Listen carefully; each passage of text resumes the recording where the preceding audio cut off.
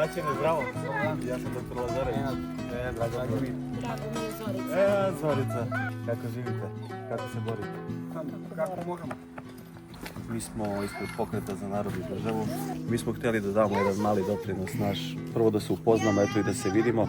Sigurno ovo neće da bude prvi put da mi dolazimo, ako se vi složite.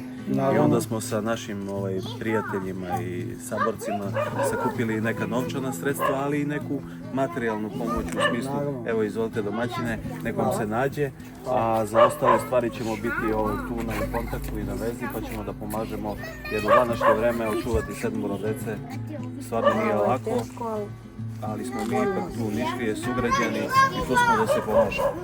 Naravno, hvala. Hvala na svakom slučaju.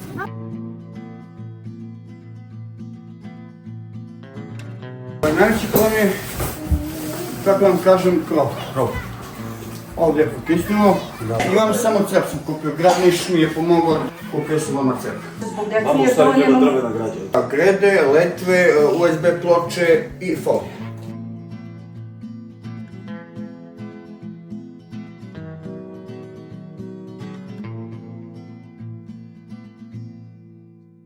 Druga u nizu akcija koje sprovode ljudi iz Pokreta za narod i državu.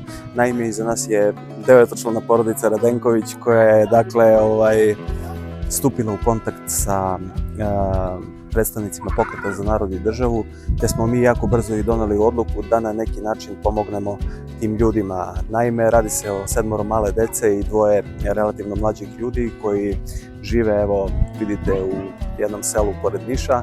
I mi smo ispred Pokreta uspjeli ne samo da skupimo volonterska, da kažem, novčana sredstva, nego smo obezbedili neke druge materijalnu pomoć u vidu nekih drugih važnih stvari koje svakoj porodici trebaju. Nama se priključila dakle, još jedna dobrotvorna agencija koja se bavi time, tako da smo dodatno motivisali dakle, i ljude iz društva da se priključe svemu ovome, što je zapravo i naš cilj, da pomognemo na svaki mogući način.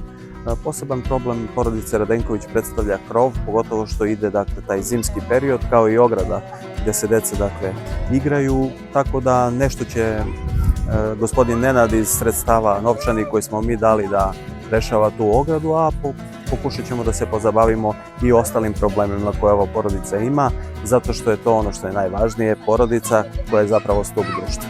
Hvala vam što ste došli, što ste nas posvetili i što hoćete nam pomognete.